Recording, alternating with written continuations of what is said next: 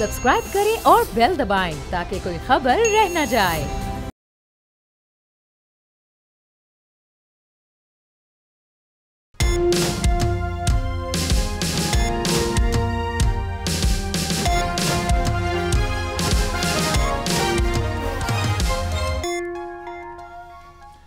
बिस्मिल्लाहिर्रहमानिर्रहीम, अस्सलामु अलैकुम। आप देख रहे हैं प्रोग्राम तब्दीली और मैं हूं आपका मेजबान सलमान मिर्जा।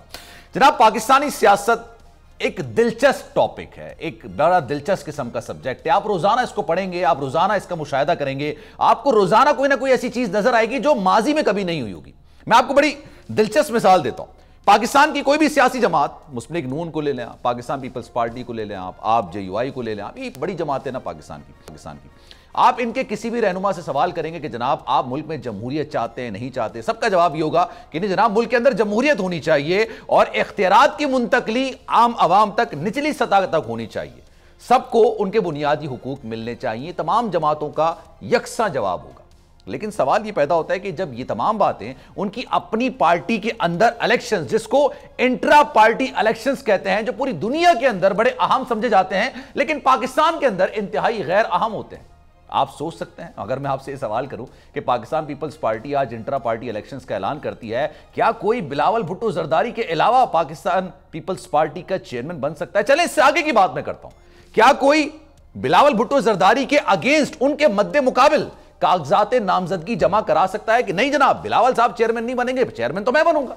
इसी तरीके से मैं मुस्लिम लीग नून की बात कर लेता हूं। क्या नवाज शरीफ के साथ या फिर शहबाज शरीफ या मरियम नवाज, वो भी उनकी जो भी खानदान के अपने करीबी लोग हैं, इनके अलावा कोई भी कागजात नामजदगी जमा करा सकता है कि नून लीग का सरबराह नवाज शरीफ को नहीं होना चाहिए, शहबाज शरीफ को नहीं होना चाहिए, मरियम नवाज को नहीं होना चाहिए, बल्कि मुझे होना चाहिए? शायद वो शाहिद खाकान अब्बासी हो, चाहे वो एहसन इकबाल हो, चाहे वो कोई और हो, जिन्होंने सारी जिंदगी उस जमात को सर्व किया। तो जब आप अपनी पार्टी के अंदर ही जमहूरियत नहीं लेकर आएंगे, जब अपनी पार्टी के अंदर आप इख्तियारात की मुंतकली एक आम वर्कर तक नहीं लेकर आएंगे, तो फिर जब आपकी जमात इख्तियार में आती है तो आप किस तरीके से, किस तरह से वो इख्तियारात की मुंतकली निचली सतह तक कर सके। गुज़िश्ता रोज जनाब पाकिस्तान तहरीक इंसाफ में इंट्रा पार्टी इलेक्शंस हुए, और वो भी इलेक्शन कमीशन के एतराज पर कि अगर आपने ये नहीं कराए तो फिर जनाब आप 8 फरवरी को होने वाले इलेक्शंस में हिस्सा नहीं ले सकेंगे। तो जनाब उन्होंने इंट्रा पार्टी इलेक्शंस करा दिए। सवाल ये पैदा होता है कि जो साबिक चेयरमैन PTI हैं, उन्होंने एक शख्स को नामजद कर दिया। चले जनाब, नामजद कर दिया। पहली बात कि क्या उनका इख्तियार है उनको नामजद करने का? और अगर नामजद कर दिया तो उनके मद्दे मुकाबिल कोई तो होना चाहिए ना, XYZ, जो कि उनके मद्दे मुकाबिल इलेक्शन लड़े। लेकिन जनाब ऐसा कुछ भी नहीं, किसी ने भी उनके मद्दे मुकाबिल इलेक्शन नहीं लड़ा और वो बिला मुकाबला पाकिस्तान तहरीक इंसाफ के चेयरमैन मुंतखब हो गए। और वो पाकिस्तान तहरीक इंसाफ के बानी कारकुन भी नहीं थे, वो इससे पहले किसी और जमात में भी थे। और इसी वजह से ये तमाम जो हुज्जत, ये तमाम जो गुफ्तगू मैं कर रहा हूं, इसी वजह से कर रहा हूं कि फिर पार्टी के अंदर से ही सवालात उठने शुरू हो जाते हैं। जो कारकुनान होते हैं, जो रहनुमा होते हैं, जिन्होंने सारी जिंदगी उसी पार्टी को सर्व किया होता है, XYZ कोई भी पार्टी हो, फिर वो सवालात उठाना शुरू करते हैं। और इसी तरह के मामलात मुस्लिम लीग नून में देखते हुए नजर आ रहे हैं। नारोवाल में जो कुछ हुआ, दानियल अजीज वर्सेस एहसन इकबाल साहब, दोनों का ताल्लुक नारोवाल से है और दोनों एक दूसरे पर संगीन किस्म के इल्जामात लगा रहे हैं। अच्छा, नवाज शरीफ साहब इस बात का मरबला इजहार कर रहे हैं कि जनाब 2017 से लेके 2023 तक उनके ऊपर मुश्किल वक्त था, उन पर केसेस बनाए गए, उनकी गिरफ्तारियां हुई, मरीम नवाज साहबा की गिरफ्तारियां हुई, उनको जेल में डाला गया, बहुत सारे मामलात थे। लेकिन ये मामलात सिर्फ शरीफ खानदान तक नहीं थे, ये मामलात मुस्लिम लीग नून के दीगर रहनुमाओं के भी थे। कुछ को 5 साल के लिए नाअहल किया गया। अब उनमें दानियल अजीज साहब भी शामिल हैं, जिनको 5 साल के लिए नाअहल कर दिया गया। एक तवील अरसे के बाद उन्होंने पाकिस्तानी सियासत में अपनी वापसी की है। और मुझे बड़ी हैरत हो रही है क्योंकि मुस्लिम लीग नून में जितने भी रहनुमा होते हैं ना, वो वोकल उस वक्त होते हैं, मीडिया पर आके उस वक्त गुफ्तगू करते हैं जब उनके लिए तमाम रास्ते बंद कर दिए जाते हैं। मतलब अपनी क़यादत से उन्होंने बात की, तहफ़्फ़ुज़ात सामने रखे, लेकिन उन तहफ़्फ़ुज़ात पर कोई भी बात नहीं की गई होगी, इसलिए उन्होंने आके फिर वोकल होना शुरू किया। चौधरी निसार साहब आप जानते होंगे जनाब, तवील अरसे उन्होंने कहा कि मैं नवाज शरीफ साहब के साथ हो सकता हूं, लेकिन ये उनका शालिबन बयान है कि भाई मैं मरियम नवाज साहब की जूतियां सीधी नहीं कर सकता। आप इस बात को समझ गए होंगे कि वो क्या कहना चाह रहे हैं, किस तरह की बात करना चाह रहे हैं। शाहिद खाकान अब्बासी साहब बड़े सीनियर सियासतदान हैं, सोफिस्टिकेटेड पर्सन हैं, लेकिन आजकल मुस्लिम लीग नून से नाराज है। अब इन नाराज रहनुमाओं में मिफ्ता इस्माइल भी शामिल हैं और अब एक और नाम का आगाज हो गया है और वही नाम इस वक्त हमारे साथ मौजूद हैं। उनसे जरा गुफ्तगू का सिलसिला आगे बढ़ाएंगे। मैं बात दानियल अजीज साहब से। दानियल अजीज साहब, thank you so much for your time. ये बताइएगा, आपकी वापसी के बाद आप खबरों की जीनत बने हुए हैं। एहसन इकबाल पर तनकीद किया आपने, कमर तोड़ महंगाई के जिम्मेदार एहसन इकबाल को करार दे दिया है, जिस पर पार्टी ने आपको शोकॉज नोटिस दे दिया। अब ये शोकॉज नोटिस जाहिर सी बात है ये एहसन इकबाल साहब पर तनकीद करने की वजह से मिला होगा, लेकिन ऐसा तो मैं नहीं मानूंगा ना कि वो नवाज शरीफ साहब की मंशा के बगैर हुआ होगा, शहबाज शरीफ साहब की मंशा के बगैर होगा। उसको पढ़ लूंगा फिर मैं आपको बता दूंगा। लेकिन आप असल बात पे आए ना, जो महंगाई वाली बात है, नोटिस तो मैंने दिया है एहसन इकबाल साहब को। अच्छा, कि अवाम नोटिस लेगी। अब अवाम का नोटिस मेरे लिए ज्यादा अहम है, क्योंकि महंगाई का इतना हालात खराब है कि आम आदमी का जीना जो है वो मुश्किल हो गया है। अपने बच्चे स्कूल से उठा रहे हैं, बिजली का बिल नहीं दिया जा रहा, और यकीन जाने लोगों का बिल्कुल शिकस्त और रेख्त होकर रह गए। तो अब ये है कि ये एहसन इकबाल साहब जो नेशनल प्राइस कंट्रोल और मॉनिटरिंग कमेटी के हेड थे इस दौरानिया, वो तो आराम से कह रहे हैं जी मेरा तो ताल्लुक ही कोई नहीं था। ये सरासर गलत बयानी है। उनका ताल्लुक बिल्कुल था, रिकॉर्ड मौजूद है, तमाम उनके प्रेजेंटेशंस जो उन्होंने लिए हैं, जो उन्होंने इकदाम किए इस हवाले से, जो उनके अपने महकमे की प्रेस रिलीजेस उनके अपने वेबसाइट पे हैं, ये सारी चीजें जब मौजूद हैं, तो इतने बड़े ओहदे पे फैज रहने के बाद इस तरह से गलत गुफ्तगू नहीं करनी चाहिए। ठीक है, मेरे ख्याल में उनको थोड़ी सी मर्दानगी का सबूत देना चाहिए और मानना चाहिए कि ठीक है मेरे से नहीं हुआ, ताकि आइंदा इसको ठीक कर सकें। लेकिन मेरा सवाल आपसे ये बात कहते हैं कि जनाब उनकी विजारत के महंगाई से कोई ताल्लुक है नहीं, ये तो खजाना के मामलात होते हैं, खजाना इसाक डार साहब के पास थी, तो वो कैसे महंगाई के जिम्मेदार हो गए? लॉजिकल क्वेश्चन उनका भी है। आपको चाहिए था कि आप थोड़ी सी रिसर्च कर लेते। सर मैं रिसर्च करके यहाँ बैठता हूँ, आप तहकीकात कर लेते कि उनकी वेबसाइट के ऊपर क्या कुछ मौजूद है और उनकी प्रेस रिलीजेस अभी आप स्क्रीन पे दिखाते। ठीक है, तो फिर पता चलता ना दूध का दूध पानी का पानी, के वो गलत बयानी कर रहे हैं या मैं गलत इल्जाम लगा रहा हूँ। ठीक है, नहीं मैं इल्जाम की बात नहीं कर रहा, फिर भी मैं आपसे पूछ रहा हूं, मैं इल्जाम की बात नहीं कर रहा, रिसर्च कर। सेकंड आप मेरे साथ काइंडली ये वादा करें कि जब भी ये आप न्यूज बुलेटिन में दे दें कि जी ये इंकशाफात हुए हैं, हमने वेबसाइट चेक किया है और जहाँ प्रेस रिलीजेस वाली मत थी वहां पर वाकई हर महीने ये मीटिंग होती थी और उसमें ये मतन थे सारे, ये लोग अटेंडेंस में थे, वहां पर ये डिस्कशन हुई कि आलू का भाव, टमाटर का भाव, घी का भाव, गंदम का भाव, एलपीजी का भाव, बिजली की भाव, इसको कैसे नीचे लाना है और इसकी एनालिसिस कैसे करवाएगी। कंपटीशन कमीशन वहां पर मौजूद था, वहां पर मिनिस्ट्री ऑफ इंडस्ट्रीज मौजूद था, वहां पर तमाम सूबाई हुकूमतें, मिनिस्ट्री ऑफ फाइनेंस भी वहां पर मौजूद थी, ये लिखा हुआ है अटेंडेंस में। सही है, तो मुझे फिर ये बताएं अगर ये सारा कुछ मैं अगर गलत कह रहा हूँ या आपने रिसर्च नहीं तो सर मुझे ये बता दें, आप सही कह रहे होंगे, मैं आपकी बात से इख्तिलाफ नहीं कर रहा, ये बात आपने नवाज शरीफ साहब को बताई, शहबाज शरीफ साहब को बताई, शहबाज शरीफ साहब की हुकूमत में मामला थे ना, आप तो इस तरह डायरेक्ट अटैक कर रहे हैं ना, मैं आपसे ये सवाल कर रहा हूं कि आप डायरेक्ट अटैक कर रहे हैं, इससे पहले आपने पार्टी के अंदर तमाम बातें की हैं।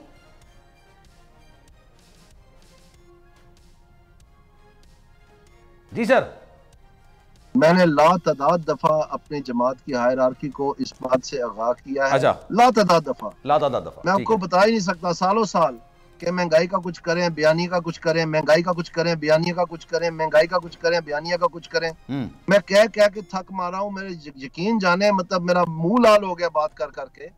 लेकिन उसमें यह है कि ये कुछ लोग जो है अपनी अपनी जगह विराजमान है, इन्होंने जमकट बनाया हुआ है और कोई पूछगिछ नहीं है।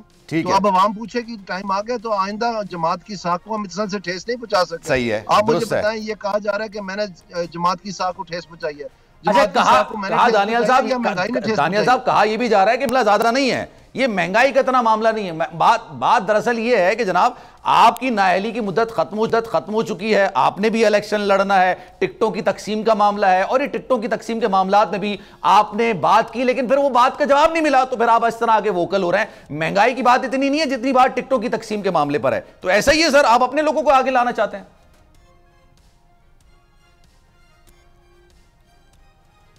दानियल साहब, भाईजान टिकटों की तकसीम तो 13 तारीख को मुकम्मल हो जानी है ना।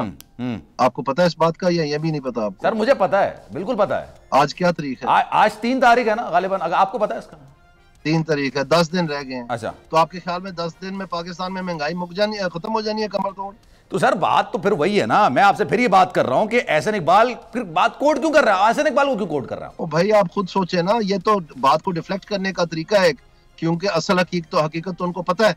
उस चीज का वो जवाब नहीं दे सकते, गलत बयानी कर रहे हैं कि जी मेरा ताल्लुक ही कोई नहीं था, जब सारा काम कर ही रहे थे। अच्छा, सारा काम उसका सारा रिकॉर्ड मौजूद है गवर्नमेंट में, वो मैंने तो नहीं बनाया ना घर बैठ के। अच्छा, टिकट दानियल साहब किसने देना है, मतलब मुस्लिम नून पे टिकट अगर तकसीम होगी तो किसने देनी है? ये शहबाज शरीफ साहब ने देनी है, नवाज शरीफ साहब ने देनी है, उनकी हिदायत पर ही होगा ना सारा, ये टिकटों की तकसीम का मामला उन्हीं की हिदायत पर होना है, उन्हीं की हिदायत पर चलना है।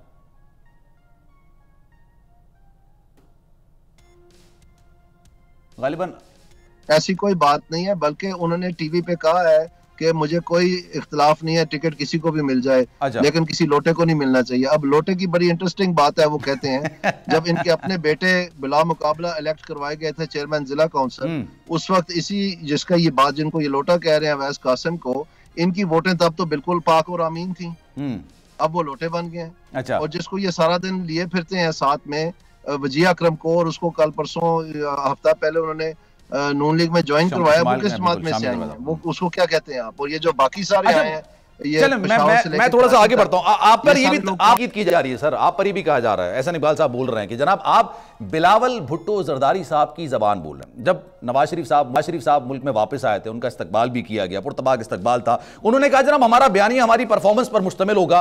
अब आप ये महंगाई की बात कर रहे हैं, तो ये मुस्लिम लीग नून के बयानिए को हर्ट तो करेगा ना कहीं जाके, उनका बयानिया कहीं ना कहीं जाके कमजोर तो होना है ना इस सारे मामले में, जो आप ये कर रहे हैं। तो इल्जाम नहीं, मैं नहीं समझता कमजोर पड़ जाएगा। मैं तो मुस्लिम लीग नून के बयानिए को ताकतवर करने के लिए कह रहा हूँ कि नून लीग का बयानिया जो है, मसलन कहने का मकसद ये है कि अगर एहसन इकबाल साहब का ये मानना है कि पीटीआई ने ये महंगाई की है, जो कि उन्होंने अभी कहा है एक दो प्रोग्रामों में कल और परसों, तो फिर उनकी वो तहकीकात कहाँ है? वो किस तरह से साबित करते हैं कि पीटीआई ने किया है? असल तो बात ये है कि जैसे वो आके बैठे थे, अगर यही उनका मानना था तो फिर इस कमेटी में वो उस चीज की इंक्वायरी करवाते ना। ये महंगाई पीटीआई ने कैसे की है और क्यों की है, और उसका कोई व्हाइट पेपर शाया करते, अवाम तक वो व्हाइट पेपर जाता, हमारी इंफॉर्मेशन मिनिस्ट्री चौकस होती, उनके पास कोई बयानिया होता, कोई स्ट्रेटजी होती, आम लोगों तक ये बात पहुंचती। आप देखें उसका भी जो मीडिया फेलियर है हमारा, वो ये है कि इमरान खान के एक हफ्ते तक जब वो निकले थे तो तमाम पाकिस्तान उनको मतलब बहुत बुरा भला कह रहे थे, और एक हफ्ते के अंदर अंदर वो हीरो बन गए। और इसमें जो मजे की बात यह है कि क्योंकि 4 साल के दौरान 3 साल के दौरान जब उनकी हुकूमत थी, हमने कोई अपना बयानिया बनाया ही नहीं, हमने उनको इनकी तनकीद में कोई कामयाबी की नहीं, तनकीद में, और कोई उसकी हैमरिंग हुई नहीं। सिर्फ ये 40 प्रेस कॉन्फ्रेंस दिन में कर देनी खोखली, वो भी सारी, उसमें से क्या निकला? कुछ भी नहीं। तो ये सारे फेलियर्स हैं, और बजाय कि इसका एहतसाब किया जाए जमात के अंदर और अवाम के लिए कोई नया रूप बना के बताया जाए कि हम अब महंगाई को इस तरह कंट्रोल करेंगे और नून लीग के जो पुराने अच्छे वक्त थे उसके हम वापस जाएंगे, तो उल्टा जो है जो भी शख्स इसको निशानदेही कर रहे हैं, लेकिन सर इतने सारे अरसे में आप भी तो गायब थे ना, आपने भी तो आगे फिर कोई दिफा नहीं किया ना, आपने भी तो आगे कोई प्रेस कॉन्फ्रेंस नहीं की थी ना, अब आप इस तरह से आगे बात कर रहे हैं। अच्छा, फिर हर सीनियर रहनुमा शाहिद खाकान अब्बासी हो गए, चौधरी निसार साहब हो गए, ये जब टिकटों की तकसीम का मामला होता है तो फिर अक्सर सीनियर रहनुमा नाराज हो जाते हैं। कोई ग्रुपिंग हो रही है मुस्लिम लीग नून में? आपको लग रहा है कोई ग्रुपिंग चल रही है इस वक्त?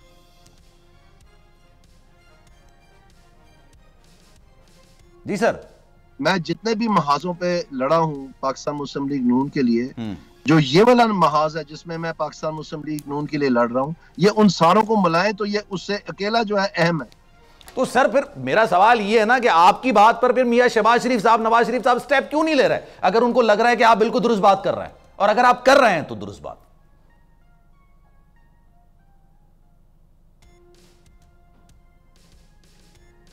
गालिबन ये वक्त बताएगा क्या स्टेप लेते हैं, क्या नहीं बताते, क्या नहीं लेते, मुझे तो नहीं पता, लेकिन हकीकत ये है कि सारी जमात ने, आप सोशल मीडिया देख लें पिछले 2 दिन से किस तरह फट पड़ा है, सबको ये एहसास हो रहा है। तो सर मुझे बताइए ना, ये 16 महीने तक फिर शहबाज शरीफ साहब ड्राइविंग सीट पर मौजूद थे, पीडीएम की हुकूमत थी, लेड बाय मुस्लिम लीग नून, शहबाज शरीफ साहब थे, अब इसका मतलब है हुकूमत की नाकामी है, तो फिर आप आगे अगले दिनों में किस तरह से मुस्लिम लीग नून की पॉइंट ऑफ व्यू का दिफा करेंगे या नहीं करेंगे आप? कोई मुश्किल नहीं होगा अगर हम अभी से अपनी स्ट्रेटजी और सिमत दुरुस्त कर दें और ठीक हम लोगों को बताएं कि ये जो महंगाई हुई है इसका कसूरवार कौन है, ये कैसे आई है, और आइंदा हम इसको कैसे दुरुस्त करेंगे।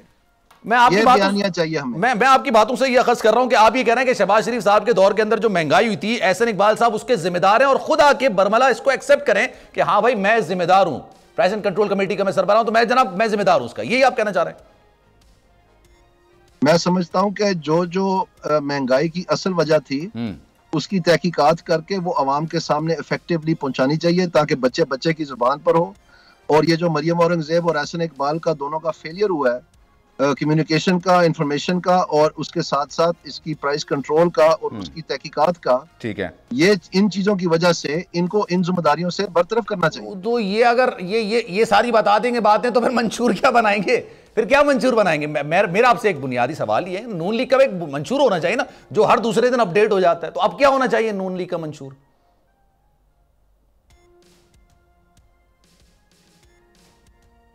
जी सर।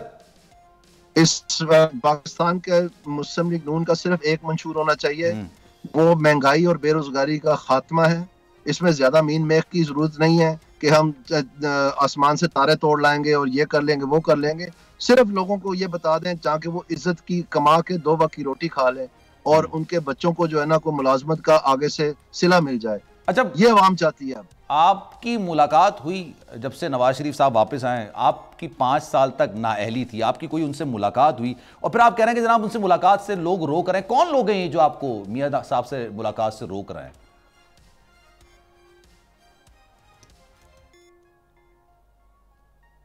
जी सर। मैं तो बीमार रहा हूँ जी, मेरे ऑलमोस्ट हर दूसरे तीसरे हफ्ते सर्जरी होती रही है। 3-3 4-4 दिन मैं अस्पताल में रहता हूँ, उसके बाद मुझे फॉलो अप विजिट्स करनी होती हैं क्योंकि अभी तक मैं जेरे इलाज हूँ। कदरे मैं बेहतर हूँ बहुत, इसमें कोई शक नहीं, लेकिन अभी तक ऑपरेशन रहते हैं। तो उसकी वजह से मैं कोई पब्लिक जगह पे कोई धक्का जा पड़ जाए कुछ, क्योंकि मेरे बाजू दोनों जो हैं वो माजूर हैं इस वक्त, उसकी वजह से मैं नहीं रिस्क ले सकता और इसी वजह से मैंने तो कोई कोशिश ही नहीं की। लेकिन अब चूंकि ये चीजें नागुज़ीर हो चुकी हैं तो मेरे ख्याल में शायद वक्त आ जाएगा, क्योंकि वैसे भी मेरे ख्याल में मियां साहब की वज़ादारी जो है वो तो मशहूर जमाना है। अच्छा। तो आपको पता है मैं बहुत मुश्किल वक्त में से गुजरा हूँ, तो वैसे भी वो मतलब मेरा कोई देखने की बात है कि वो ठीक भी हैं कि नहीं है, तो वो उनकी मेहरबानी होगी। बहरहाल अगर ये फर्ज करें पार्टी ये समझती है कि उनको इन चीजों की जरूरत नहीं है तो वो भी उनकी मर्जी है। तो सर वैसे आप ये मीडिया में आके अगर ये बात कर रहे हैं तो मैं ये अखज़ कर सकता हूं कि आपने इसकी कोशिश की होगी लेकिन मुलाकात अभी नहीं होगी। लेकिन सर मैं एक बात आपसे फिर वो करना चाहूंगा, नून लीग का बयानिया या लाइन इस वक्त ये कि जो महंगाई हुई है इस वक्त उसका जिम्मेदार पाकिस्तान तहरीक इंसाफ के साबिक चेयरमैन है या उनका दौर है। एहसन इकबाल परफॉर्म नहीं कर सके, ये आपकी बातचीत है, तो दोनों में तो फर्क है। अब इन दोनों बातों को आवाम कैसे बाय करेंगे और आपको कैसे लगता है फिर आपकी हुकूमत आ जाएगी या नून लीग के बयानी को बाय कर लेगी? मैं ये अर्ज कर रहा हूं कि आपकी जो बात है कि जी ये इमरान खान का किया धरा सब कुछ है, तो ये बात फिर बच्चे बच्चे की जुबान पे क्यों नहीं है? यही तो फेलियर है। ये तो मेरा आपसे सवाल है ना, फिर पार्टी पॉलिसी में आप समझ रहे हैं मेरी बात? पार्टी पॉलिसी में तजाद है ना, फिर इसका मतलब है आपकी बात अलग है, शहबाज शरीफ साहब की बात अलग है, तजाद हुआ ना फिर तो।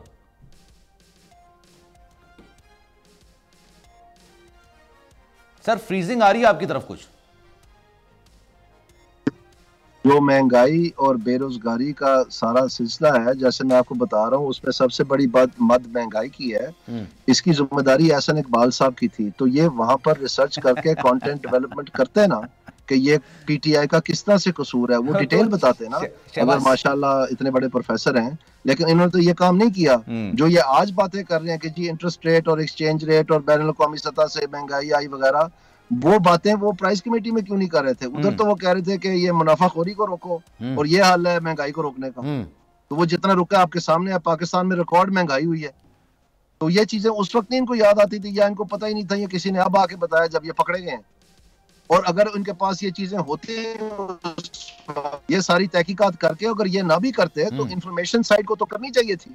उनको ये बयानिया बनाना चाहिए था कि ये लोगों को लाते जो अहम इस बारे में लोग उस वक्त काम कर रहे थे, उनको उनके बयानात दिलवाते, उनको वो इतराफ करते कि जी हमारे वक्त में ऐसा हुआ है। कोई दूसरे रिसर्चर जो थे उनको लाते, विटनेसेस लाते, कोई व्हाइट पेपर डेवलप करते, कुछ तो करते। ये तो कुछ भी नहीं करते थे, दिन में 40 प्रेस कॉन्फ्रेंस करके सो रहते थे। तो और वो जो प्रेस कॉन्फ्रेंस थी वो कोई छठा मुंह पे मार के पानी का आके प्रेस कॉन्फ्रेंस करके 15 मिनट चले जाता था। उससे क्या फर्क पड़ता है आवाम को? यानी इसको गहराई से संजीदगी से लिया ही नहीं गया है। सर उन्होंने तो सर अपनी सियासत नहीं बचाई ना, उन्होंने तो रियासत को बचाया ना। ये बात उन्होंने बरभला इजहार किया ना कि हमने तो रियासत को बचा लिया, सियासत को कुर्बान कर दिया। इस बात को मानते हैं ना वो लोग, आप नहीं मानते इस बात को? मेरे ख्याल में मुस्लिम लीग नून ने कुर्बानी बिल्कुल दिया इस लिहाज से कि अगर इमरान खान की हुकूमत चलती रहती तो उसको समझ आ जानी थी, आज उसका नाम लेने वाला कोई नहीं होता। लेकिन जब उन्होंने हुकूमत ले ली और दिवालिया से बचाया, लेकिन दिवालिया से बचाने में और महंगाई करने में बिल्कुल दो फर्क मजमून है, वो आपस में जुड़वा नहीं है। महंगाई दिवालिया बचाने की वजह से नहीं हुई है, महंगाई हुई है एहसन इकबाल साहब की फेलियर की वजह से। अरे सर, एहसन इकबाल साहब तो शहबाज शरीफ साहब की काबीना में काम कर रहे थे ना, तो उसका मतलब है फिर शहबाज शरीफ साहब भी उसी जिम्मेदार होंगे। और फिर अगर उनकी हुकूमत आती है, लेट्स सपोज नवाज शरीफ साहब की, तो चेहरे तो यही होंगे, तो नताइज तो मुख्तलिफ नहीं होने, फिर वही होने नताइज। फिर यही तो मैं कह रहा हूं। अच्छा सर, फिर ये बताइए, मतलब अगर नताइज वही होंगे, मियां साहब आ जाते हैं इस वक्त, फिर आपको लग रहा है कि सिर्फ चेहरे तब्दील किए जाएंगे, इसके अलावा और कुछ नहीं होगा? मैं तो ये कह रहा हूं, और मैं ना भी कहूं तो कोई बात नहीं, अवाम ने नोटिस ले लेना है। ये किस हद तक आप समझते हैं कि ये चीजों को जो है ना मस्क किया जा सकता है? लोग तंग पड़े हुए हैं, आपको समझ नहीं आ रही है बात की, लोगों का मूड बहुत खौफनाक हुआ। मुझे तो आपका मूड थोड़ा खौफ में, अगर आपसे ये पूछूं कि चलें पाकिस्तान पीपल्स पार्टी में शमूलियत इख्तियार कर लेंगे आप, क्योंकि आपकी बातें और पीपल्स पार्टी की बातें कदरे मुश्तरक है, तो ऐसा होने जा रहा है सर? कोई राब्ता हुआ है, कोई फैसला किया गया इस बारे में कुछ दानियल साहब ने? पीटीआई और पाकिस्तान पीपल्स पार्टी के जो मईशत की मैनेजमेंट है माजी की, खास तौर पे पीटीआई की और पीपल्स पार्टी की, उसके ऊपर तो मैं अभी आऊंगा। पीपल्स पार्टी का सबसे खराब रिकॉर्ड है तारीख में, तमाम जमातों को अगर मुवाजना करें तो सबसे ज्यादा महंगाई पीपल्स पार्टी के हर दौर में रही है, और सबसे कम महंगाई पाकिस्तान मुस्लिम लीग नून के हर दौर में रही है, जब तक से एहसन इकबाल साहब को इसकी चेयरमैनशिप नहीं दी गई थी।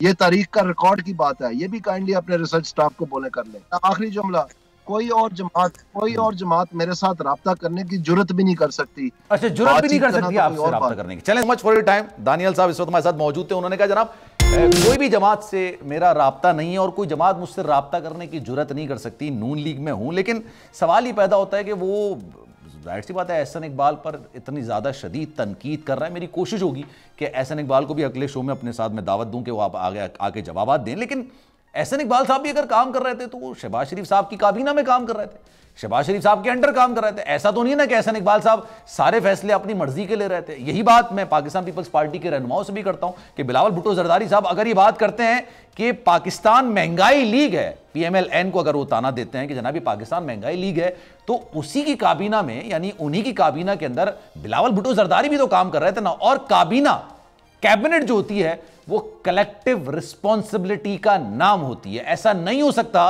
कि उसमें बैठा हुआ कोई भी वजीर या कोई भी फर्द जाती फैसले ले और अपनी वजारत के अंदर जाती फैसले करे और फिर कोई भी काबीना उसको एक्सेप्ट ना कर सके। ये मैंने आपको अपने इब्तिदाई में कहा था ना कि सियासत बड़ा दिलचस्प खेल है जनाब, सियासत बड़े दिलचस्प टॉपिक है, इसको जितना आप पढ़ेंगे आपको रोजाना बहुत सारी चीजें समझ आएंगी। जनाब एक ब्रेक लेते हैं, ब्रेक के बाद फैसल करीम कुंडी साहब हमारे साथ मौजूद होंगे, पाकिस्तान पीपल्स पार्टी के सीनियर रहनुमा। उनसे जरा पूछेंगे जनाब, ये इस वक्त जो सियासत हो रही है दीगर जमातों में आपस में, वो 18वीं तरमीम के मामले पर हो गई। और 18वीं तरमीम का शोशा जो है वो मुत्तहदा कौमी मूवमेंट ने छोड़ा और उन्होंने कहा कि जनाब इख्तियारात की जो निचली सतह पर मुंतकली है ये नहीं हो सकी। और कुछ लोगों ने कहा कि जनाब 18वीं तरमीम में तमाम चीजें मौजूद थी लेकिन उसको उसकी असल रूह के मुताबिक इंप्लीमेंटेशन नहीं हो सकी। कायरा साहब ने मेरे शो के अंदर ही बात बोली कि जनाब 18वीं तरमीम के अंदर सुकम मौजूद हैं और अगर वो सुकम दूर किए जाएंगे तो उसमें कोई बुराई नहीं है, कोई परेशानी की बात नहीं है, उसको उसके असल रूह के मुताबिक नाफिज कर देना चाहिए। लेकिन क्या मुत्तहदा कौमी मूवमेंट का जो तकाजा है कि यूसी लेवल तक, चेयरमैन लेवल तक, निचली सतह पर मुझे मसला हो, आपको मसला हो, तो आप वजीर आला के पास छोड़ी जाएंगे, आप अपने इलाके के चेयरमैन के पास जाएंगे, यूसी के पास जाएंगे, वहां पर जाके मसाइल को हल करेंगे। लेकिन वो भी कहेगा कि मेरे पास इख्तियारात नहीं है, तो फिर आप क्या करेंगे? इन तमाम सवालात का जवाब लेंगे फैसल करीम कुंडी साहब एक ब्रेक के बाद हमारे साथ मौजूद होंगे, कहीं जाइएगा।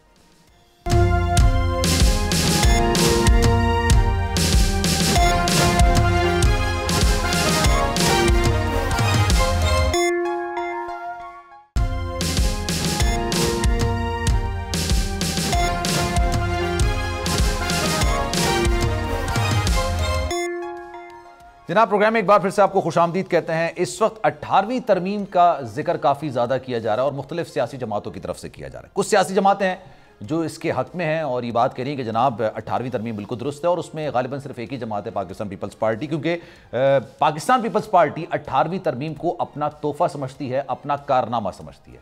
जब जरदारी साहब सदर थे तब ये 18वीं तरमीम की गई थी और जितने भी विफाक के इख्तियारात थे वो सूबों को मुंतकिल किए गए थे, सूबों को खुद मुख्तार किया गया था। और उसकी वजह यह थी कि इख्तियारात की जो मुंतकली है वो निचली सतह तक होनी चाहिए। और उस वक्त पंजाब में जो वजीर आला थे वो शहबाज शरीफ साहब थे और इसी 18वीं तरमीम के तहत उन्होंने पंजाब में ठीक ठाक काम भी किया था। लेकिन अब ये 18वीं तरमीम गालिबन नून लीग को भी और मुत्तहदा कौमी मूवमेंट को तो बिलखुसूस काफी ज्यादा बुरी लगने लग गई। उन्होंने ये बात बोली है कि जनाब 18वीं तरमीम पर उसकी असल रूह के मुताबिक इंप्लीमेंटेशन नहीं हुई है, यानी इख्तियारात की मुंतकली नहीं हुई है। और मुत्तहदा कौमी मूवमेंट अब वाज़ेह तौर पर पार्टी का मंशूर होता है ना कि आप इलेक्शन लड़ने जा रहे हैं, अपने अवाम से बात करते हैं कि जनाब मैं इस बुनियाद पर इलेक्शन लड़ूंगा और अगर इलेक्शन जीत गया तो जनाब मैं ये काम का जरूर करूंगा। तो मुत्तहदा कौमी मूवमेंट का फिलहाल अभी तक जो नजर आता है वो 1 पॉइंट एजेंडा है कि जनाब हम 18वीं तरमीम में तरमीम चाहते हैं या फिर उसकी असल रूह के मुताबिक इंप्लीमेंटेशन चाहते हैं। और उस पर वो नून लीग से मुज़ाकरात भी कर रही है, मुलाकातें भी कर रही है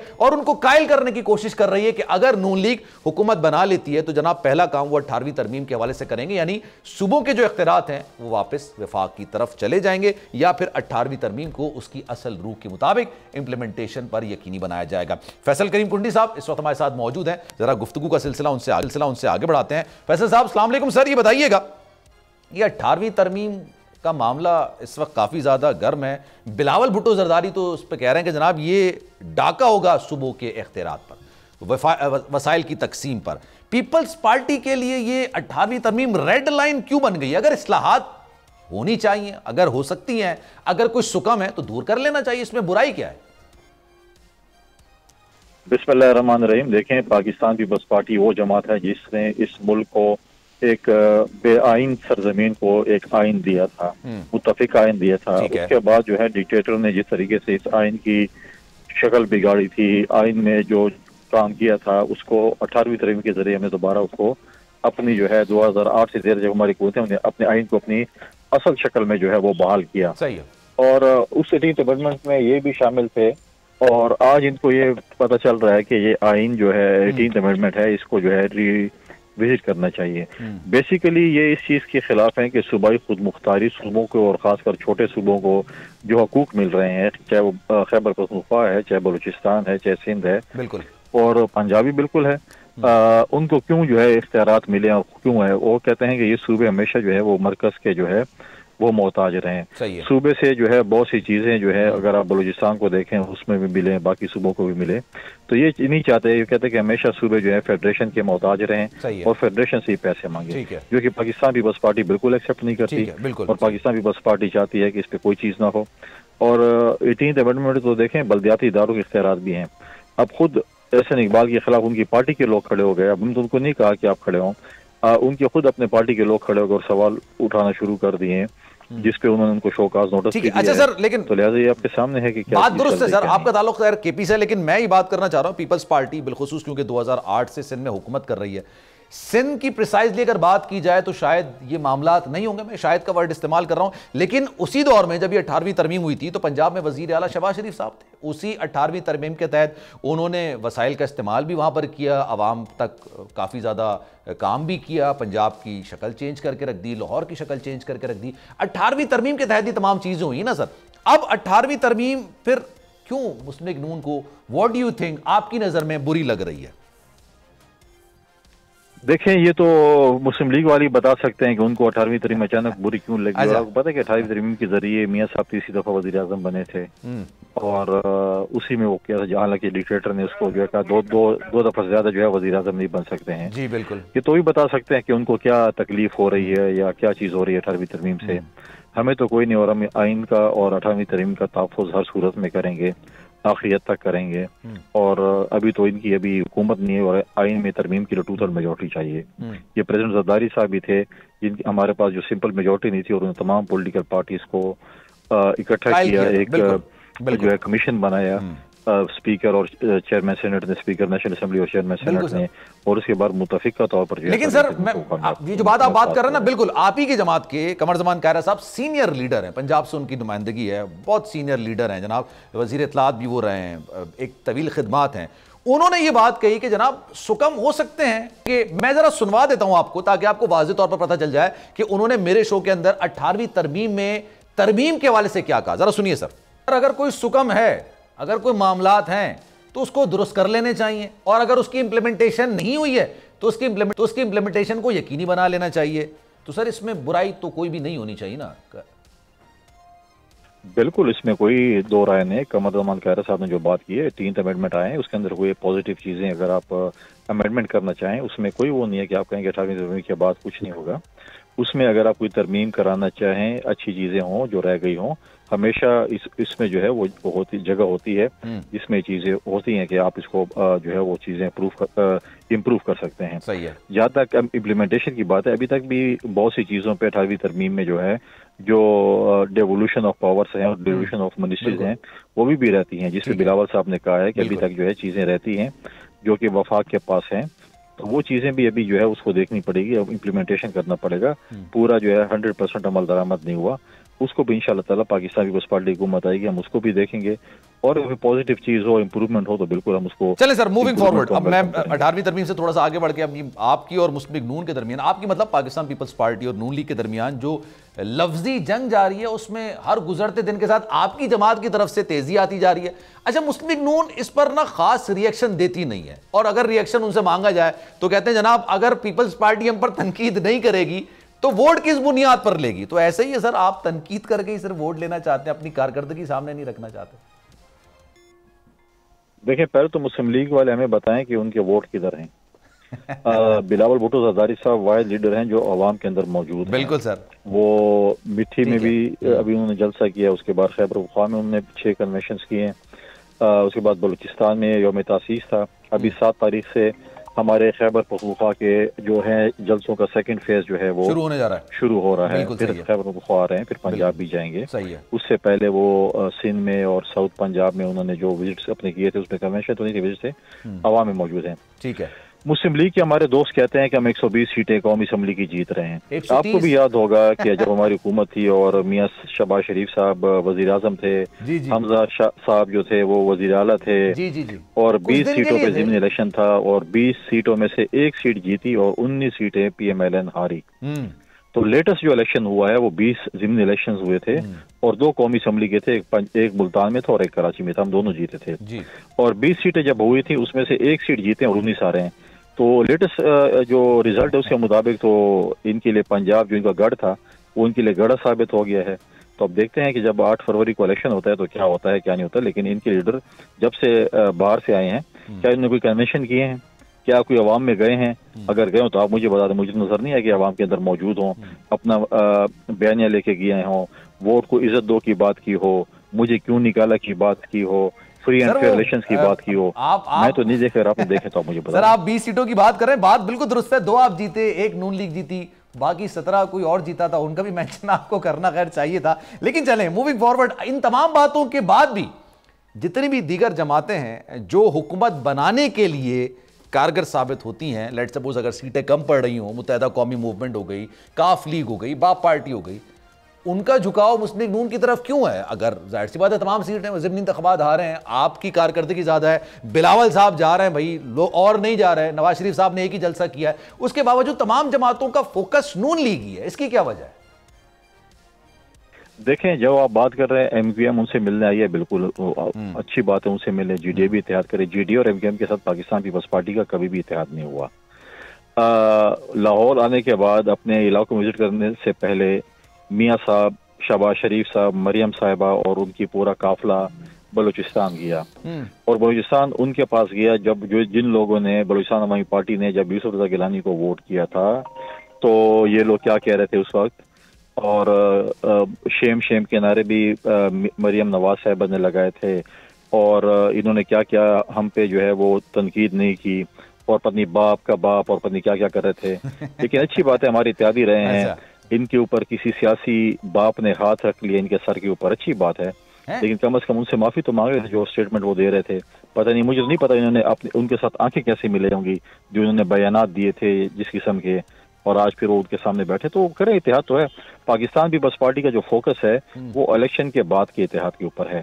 एक इलेक्शन से पहले इतिहाद होगा, एक इलेक्शन के बाद है, बिल्कुल। और हम इलेक्शन के बाद के इतिहाद पे नंबर गेम पे जो है वो बात करेंगे। जब नंबर गेम्स आएंगी तो उसके बाद हम जाके इतिहाद करेंगे। अभी हम अपने मैनिफेस्टो के मुताबिक जो है वो इलेक्शन लड़ेंगे, अपना मंशूर लेकर अवाम के पास जाएंगे, अपना बयाना लेकर जो है अपने अवाम के पास जाएंगे। और आप ये दावा भी कर रहे हैं कि आप ये तमाम चीजों के बाद फिर अपना वजीर आजम भी बना लेंगे। एक तरफ आप कहते हैं जनाब फील्ड ही प्रोवाइड नहीं की जा रही, लेवल प्लेइंग फील्ड ही हमें नहीं मिल रही है, फिर बात भी आप ये करते हैं कि जनाब हमें कभी भी लेवल प्लेइंग फील्ड नहीं मिली है, और फिर आप कहते हैं जनाब वजीर आजम भी आपका हो जाएगा, तो उनके ऊपर तो चलें कोई सियासी बात होगा, जैसा कि आप कह रहे हैं। मैं ये बात नहीं कह रहा, आप ही कह रहे हैं। आप कैसे करेंगे सर ये? अब में कोई तजाद नहीं है। असल में पाकिस्तान मुस्लिम लीग का ये वतीरा रहा है कि उन्होंने हमेशा इदारों को सियासत में धकेला है, और अब ये तासुर देना चाहते हैं कि इदारे जो है इनको सपोर्ट कर रहे हैं। इदारे बिल्कुल इनको सपोर्ट नहीं कर रहे हैं। एक सिविलियन इदारा ने बिल्कुल किया है, हमने इस पे एतराज भी किया है, इलेक्शन कमीशन से भी हमने कहा है, निगरान हुकूमत से भी कहा है। जिस तरीके से पाकिस्तान के हाई कमिश्नर इनको सी ऑफ किया, या जो इनके साथ बर्ताव पंजाब की इंतजामिया ने किया, अगर ये बर्ताव बाकी साबिक वज़ीर आज़म के साथ इस मुल्क में 5-6 हैं उनके साथ हो रहा है तो फिर तो ठीक है, अच्छी बात है, सबके साथ होना चाहिए। अगर एक शख्स के साथ हो रहा है तो फिर गलत है। जो चीज हम कहते थे 2017-18 में, उससे पहले जो पीटीआई के चेयरमैन के लिए गलत थी, वो आज मेरे लिए, आपके लिए भी गलत है। तो हमेशा इन्होंने इदारों का सहारा लेकर हुकूमत में आए हैं। ठीक है, तो इस वक्त जो है चाहे वो जितने भी सहारा ले लें, मैंने एक प्रोग्राम में कहा था कि अगर इमरान खान को लाने के लिए इन्होंने दूध में पानी मिलाया था, तो मियां साहब को लाने के लिए आपको पानी में दूध मिलाना पड़ेगा, तो फिर शायद कहीं जाके कोई बात फिर भी शायद बन जाए, अदरवाइज कुछ नहीं होगा। चलें, ठीक है, thank you so much. Faisal Karim Kundi Sahab इस वक्त हमारे साथ मौजूद।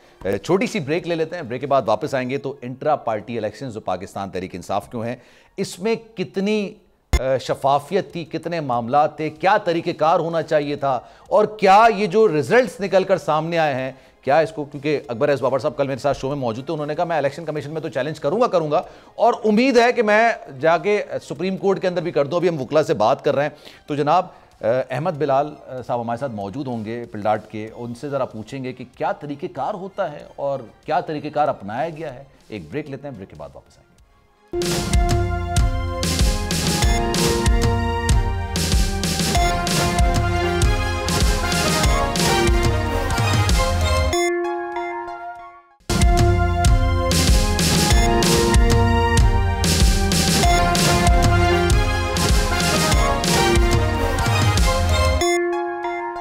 प्रोग्राम के आखिरी से में एक बार फिर से आपको खुशामदीद कहते हैं। कल जनाब पाकिस्तान तहरीक इंसाफ के इंट्रा पार्टी इलेक्शंस हुए, शफाफियत थी, नहीं थी, यही तरीक़ेकार होता है, ये नहीं होता, या क्या तरीक़ेकार होता है?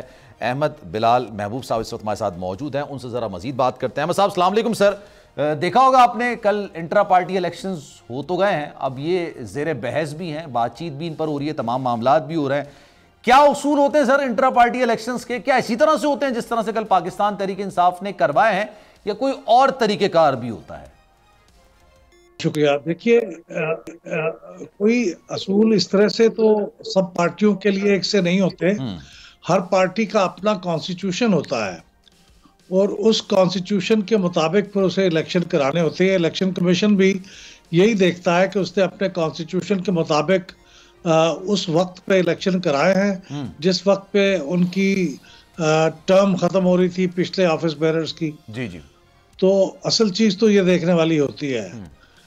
मुझे नहीं पता कि तहरीक इंसाफ के जो होने वाले इलेक्शन थे उनमें कोई बेज़ाब्तगियां हुई हैं।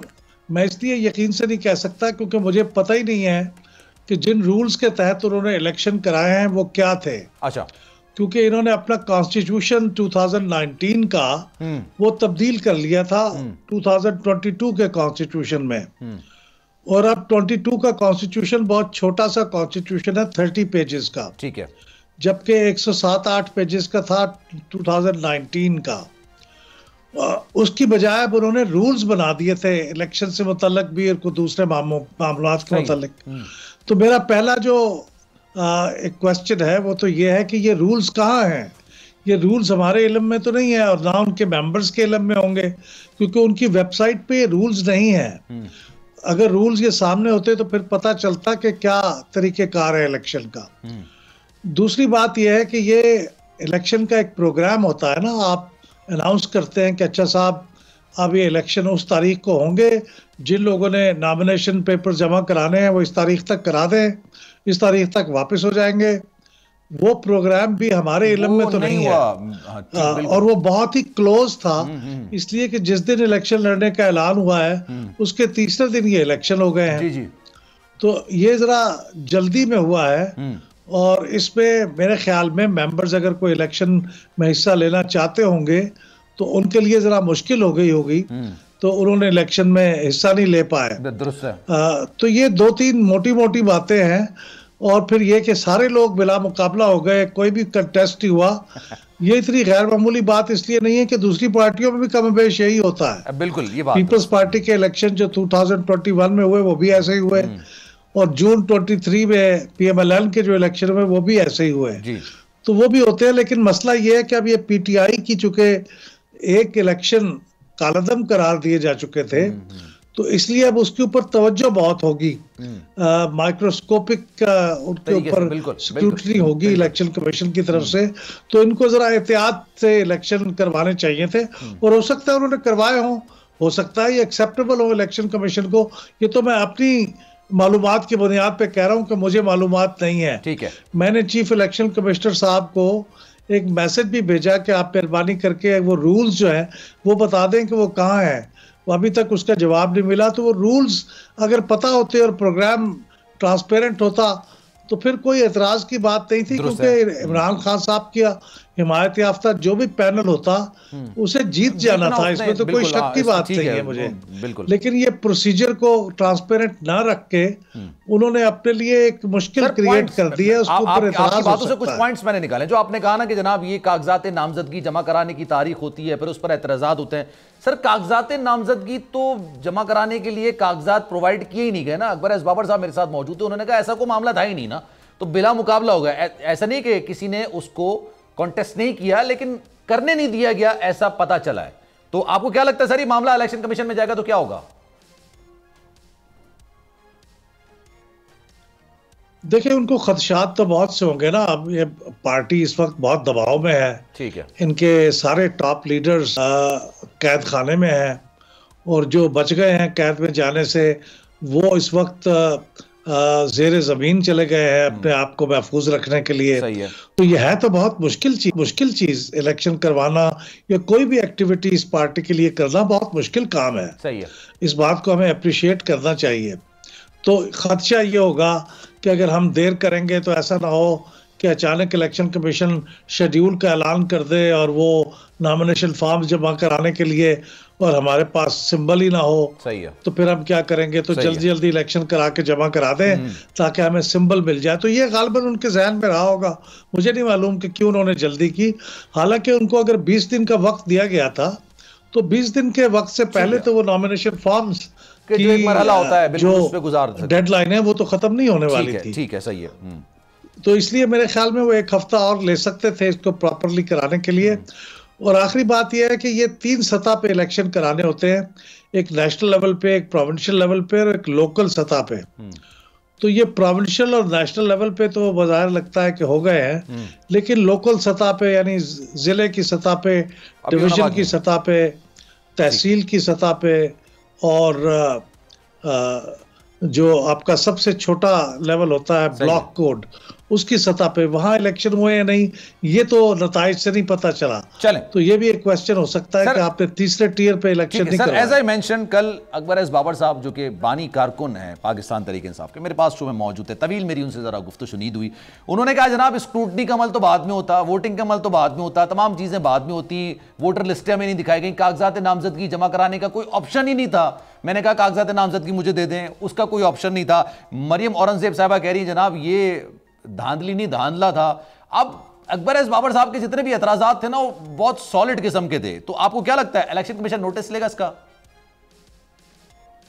देखिए, उनके एतराजात ना भी हों तो इलेक्शन कमीशन के पास जब रिजल्ट जमा होंगे और वो जमा कराने कानून की रूह से 7 दिन के अंदर जरूरी होते हैं, जब वो जमा कराएंगे तो वो उनकी स्क्रूटनी करेंगे और ये सारे सवाल शायद वो खुद भी पूछेंगे कि ये किस तरह हुआ। क्योंकि देखिए, मेरी मालूमात की हद तक PTI के जो मेंबर्स हैं उनकी तादाद कुछ 40 लाख के लगभग है या उससे भी ज्यादा है। 4 मिलियन, 40 लाख। अब 40 लाख जो मेंबर्स होते हैं उन तक बात पहुंचाना, और के हिसाब ये डेट है, आप में से जो चाहे इलेक्शन लड़ने के लिए आ सकता अपने है। पेपर जमा करा दे। ठीक है। ये भी एक मुश्किल काम होता है।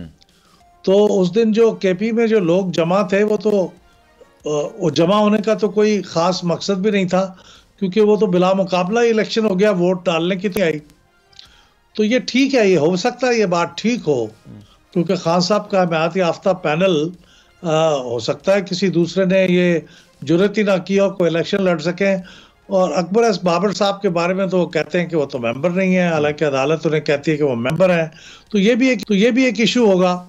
जब वो चैलेंज करेंगे तो ये हो सकता है इलेक्शन कमीशन इस बात को भी एक जवाब बनाए क्वेश्चन करने के लिए। ठीक है। तो यानी इस वक्त ये किसी हद तक मुतनाज़ा है इलेक्शन, मफरूजों की बुनियाद पर बात हो सकता है ये इलेक्शन कमीशन एक्सेप्ट कर ले, अच्छा हो चलें सकता सर, है एतराज कर ये उनके जो बानी कारकुन हैं उनके एतराज़ात तो चलें समझ में आते हैं, दीगर सियासी जमातें। और आपने खुद ही बात मेंशन की कि जनाब 2023 के अंदर मुस्लिम नून के इंतखाबात ऐसे हुए, 2021 के अंदर पाकिस्तान पीपल्स पार्टी के इंतखाबात हुए, बिला मुकाबला ही मुंतखब हुए, किसी ने कागजात नामजदगी चेयरमैन के खिलाफ जमा ही नहीं कराया उनके मद्दे मुकाबिल।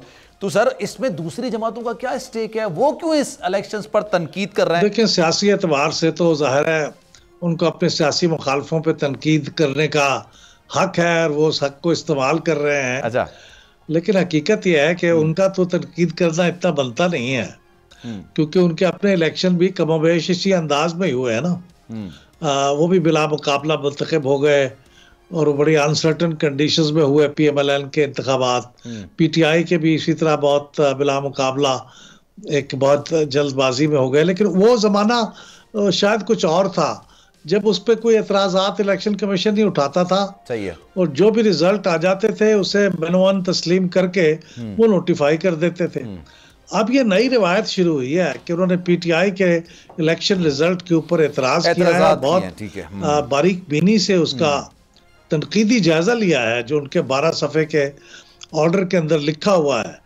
तो इसका मतलब यह है कि आइंदा भी ये रिवायत इसी तरह चलेगी, दूसरी पार्टियों के ऊपर भी होगी, लेकिन फिलहाल तो बहरहाल ये PTI के ऊपर है, और इसका खमियाजा PTI ने भुगता है। ठीक है।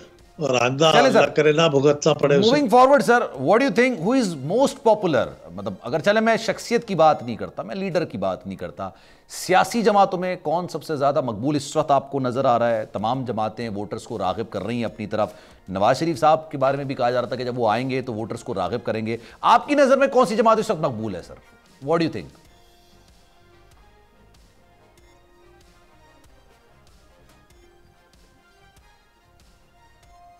सर आवाज आ रही मेरी? देखें, ये एक तो बात यह है कि अब से महीना या 2 महीने पहले एक पब्लिक ओपिनियन पोल हुआ था, उसके मुताबिक तो PTI को ये लीड हासिल थी। अच्छा। और उसके काफी फासले पे थी PMLN, और पीपल्स पार्टी तो बहुत ही नीचे थी। अच्छा। और आपको याद है कि 2018 के इंतखाबात में जो वोटों के लिहाज से तो PTI सबसे आगे थी, और फिर PMLN थी। आपने पंजाब का जिक्र किया, तो पंजाब में पीपल्स पार्टी तो तीसरे नंबर पे भी नहीं थी, तीसरे नंबर पे तहरीक लब्बैक पाकिस्तान थी, और पीपल्स पार्टी चौथे नंबर पे थी। ठीक है। उस वक्त की सूरत हाल तो ये है। और अभी भी 2 महीने पहले जो मैंने आपको बताया कि पहले नंबर पे PTI, दूसरे पे PMLN, तीसरे पे PPP। लेकिन हमने लास्ट टाइम भी देखा था कि जब इलेक्शन की कैंपेन शुरू होती है तो उस वक्त बहुत सी चीजें बदलती हैं। मियां नवाज शरीफ साहब की पार्टी 2018 में इलेक्शन होने से कोई 3 हफ्ते पहले तक जीत रही थी, पब्लिक ओपिनियन पोल में लीड कर रही थी। लेकिन फिर वो आखिरी 3 हफ्ते में उनकी पॉपुलैरिटी का ग्राफ नीचे गिरा है। सही है। उस वक्त मियां साहब जेल में जा चुके थे, और शायद लोगों को अंदाजा हुआ होगा कि अब ये जब पावर में तो आ नहीं सकते, वोट क्यों जाया किया जाए, वगैरह वगैरह। ठीक है। तो इस तरह से अब ये जो कैंपेन चलेगी और पार्टियां जहां खड़ी होंगी, चलें सर, और जो उनका जोर शोर नजर आएगा, लेट्स सी सर, उसकी बुनियाद पे ही पॉपुलैरिटी रेटिंग्स बनेंगी। ठीक है सर, टाइम की किल्लत है, वरना मैं जरा आपसे डिटेल में मजीद और बात करता।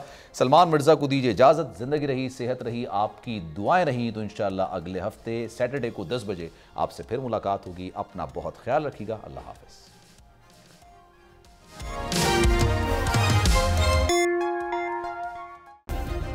सब्सक्राइब करें और बेल दबाएं ताकि कोई खबर रह न जाए।